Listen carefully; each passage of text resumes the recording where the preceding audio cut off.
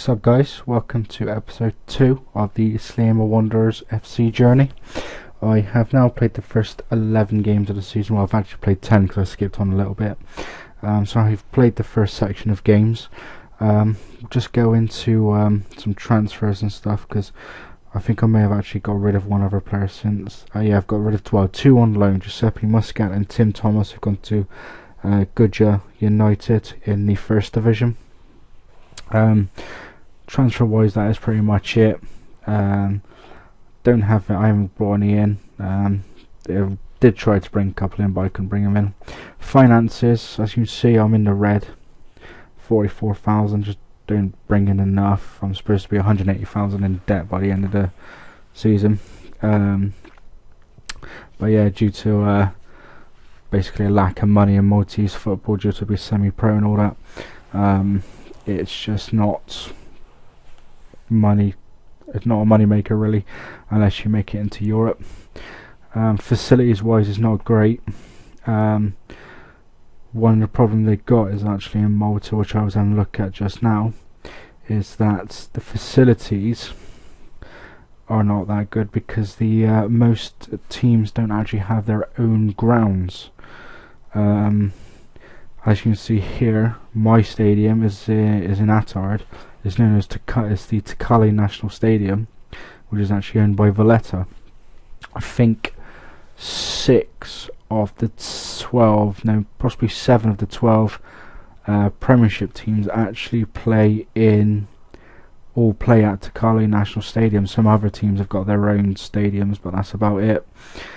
So that doesn't help as well. Then where they basically have to pay Valletta for rent and stuff. So I think that it could be a target possibly to own my own stadium, but I don't think we'll ever get there, to be fair. But we'll have to wait and see. So like I said, we've played the first section of games, so let's get straight into the results. As you can see, it's actually gone really well. Friendlies I've already shown you. Didn't start off too well, because we lost 3-1 at Melita. As actually, surprisingly, Melita are one of the teams that actually has their own stadiums. Played at Melita Sports Complex, but I think it only holds like 200 people, and that's about it. Didn't start off very well in the fact that Danny Canales put Melita 1-0 up in the 4th minute, and Mario as a party made it 2-0 just after half hour.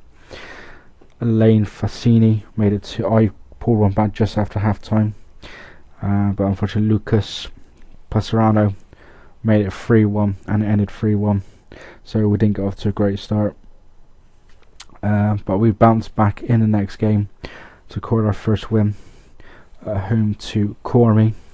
I mean, as you can see there, the Tacali Stadium holds 17,000 and my attendance was 69.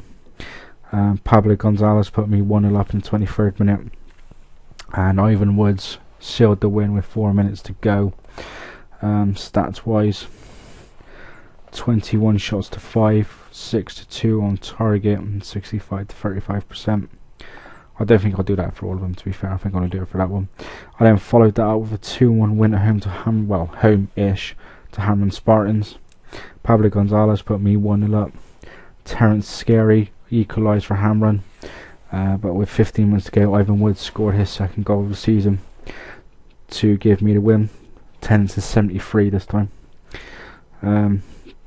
We then went to Birkirkara. This game again was played at Tacali and had quite a big attendance of 412 people. Stanley Owuchu, I think is how you pronounce it, put me 1-0 up on the half hour. Ivan Woods made it 2-0 with a couple of minutes into the second half, and with 5 minutes to go, Pablo Gonzalez rounded off the score and to give me a 3-0 win and my 3rd win in a row. I then made it 4 wins in a row, again at Tacali Stadium, with a win over Balzan Youths. Ryan Daman put Balzan 1-0 up in the 8th minute. Gonzalez equalised in the 35th, and then Ariel Laudisi gave me the win with 3 minutes to go, and I came back 2-1. Then unfortunately the run ended against probably what I'd class as probably the strongest team in Malta, and that is Valletta. Game was played at Takali. Daniel Bogdanovic, yes, that's Daniel Bogdanovic that played for Barnsley, Sheffield United and all them.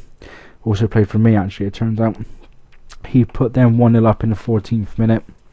He then made it 2 with 10 minutes to go for half time. Alan Fassini actually pulled one back for me 10 minutes after half time. And Edmund Agius put Valletta 3-1 up in the 71st minute.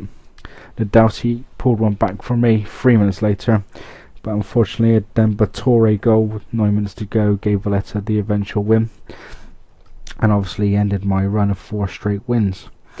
I came straight back by beating Mostar 3-2. Daniel Mitev put Mostar 1-0 up, and Nadusi Chunkenya made it 2-0 to Mostar in the 20th minute, and went in at half time 2-0 down. Had a go at the players and it's worked. Alan Fassini pulled one back with 15 minutes to go. 2 minutes later Ivan Woods equalised to make it 2-2, and then Fassini scored the winner in the 91st minute to come back from 2-0 down to take it 3-2. I then had a break from the league and drew Turkish Rainbows in the second round of the cup, and I saw Pablo Gonzalez goal in the 15th minute, wrapped up the victory and sent me through to the third round. And as you can actually see, Taxion actually play at a different ground. They play at Hibernians ground in Paulo, which is actually owned by Hibernians themselves. The next game actually was at Takali against Hibernians themselves, and Jackson put Hibernians 1-0 up. Stefano Benacardi actually put me 1-0 up. Jackson equalised for them in the 18th minute. 58th minute he then made it 2-1, and then Andrew Cohen made it 3-1 to them. In the 92nd minute Ivan Woods pulled one back for me, but we couldn't do anything after that and ended up losing 3-2. We bounced back by beating Rabat Ajax 4-2. Malcolm Lakari put Ajax 1-0 up. Ariel Ladalsi made it to 1-1 in the 17th minute, and then Stanley Chuachi put me 2-1 up in the 20th minute. And just before half time, 10 minutes before half time, Berbetti made it 3-1 to me. So we went into this half time 3-1 up. In the second half, 5 minutes into the second half, Orlando Rostemi made it 3-2. They then had Clint Zammit sent off 7 minutes later, and then with 15 minutes to go we made it count by getting Pablo Gonzalo to get the fourth and give us the win. We then had Floriana at home and drew 0-0, which was quite disappointing, to be fair, because they were towards the bottom. Though unfortunately, as you'll see in the table, the fixtures do seem to be all over the place a little bit. I then followed the 0-0 draw with a 4-2 defeat of Melita. Pablo Gonzalez put me 1-0 up. And then Mario as a party went 1-0 up, put Melita 1-0 up. Gonzalez actually equalised for me. As a party scored again in the 13th minute to give him a 2-1 lead. 10 minutes later, Ivan Woods equalised for the second time for me. And then Ariel Lodalsi put me 3-2 up with 10 minutes to go before half time. And then Noel Turner completed the scoring for me to give me a 4-2 win with 9 minutes to go. And then in the final game of the section, there's another game against Turkish Rainbows. 3-2 win, thanks to Stefano Bacardi in the very first minute. Daniel Bueno equalised in the half-hour mark, and we were 1-1 at half-time. Ivan Woods put me 2-1 up 5 minutes into the second half.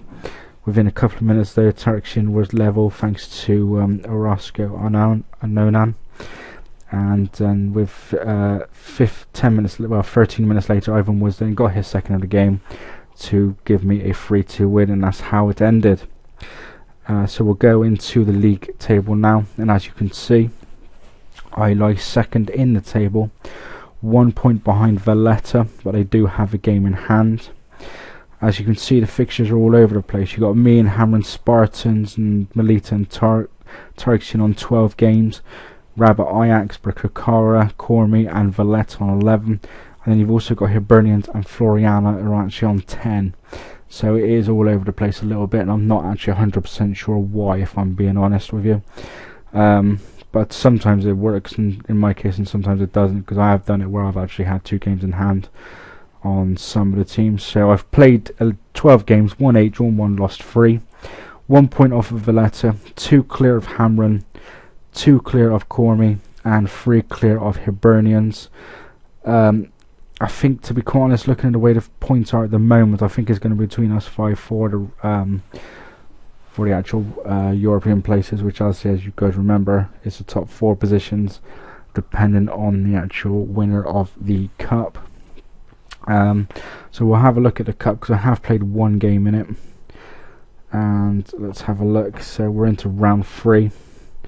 I've drawn Division 1 team Pieta Hotspurs in the next round.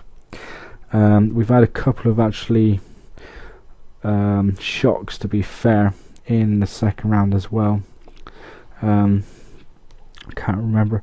You had Naxar Lions, I think that is. Yeah, Naxar Lions won 7-2 at Floriana. So we've had a couple, or we've had at least 1, 2. We've had 3 Premier League teams go out in Mosta, Tarxian, who I beat, and obviously Floriana. We're going to have another couple go out, so we've got a chance of getting a decent run going. Valletta are still in it, unfortunately. That's one of the teams I would class as quite a big team. But in my eyes, the big teams in Malta normally are Valletta, Sliema, Hibernians, and Birkirkara. And Floriana are not actually that far behind. As you can actually see there on the 22nd, Hibernians play for Floriana. My next game is in a couple of days' time when I go to Hamron Spartans, so 3rd. So hopefully I can pull away. I'll just have a look at some of the stats actually for the team and for the players. I've got the most goals in 28. I don't actually appear on the conceded, unfortunately. 4th best run, or 4th best form in the league. Player stats. Goals, I've got Ivan Woods with 8 and Pablo Gonzalez in 6, so I've got 2 in the top 5. You got Daniel Bogdanovic actually of Valletta there on 9.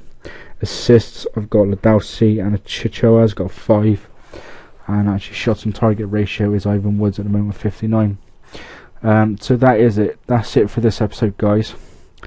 I will come back after I've played 22 games, so it's only 10. 1, 2, 3, 4, 5, 6, 7, 8, 9, 10.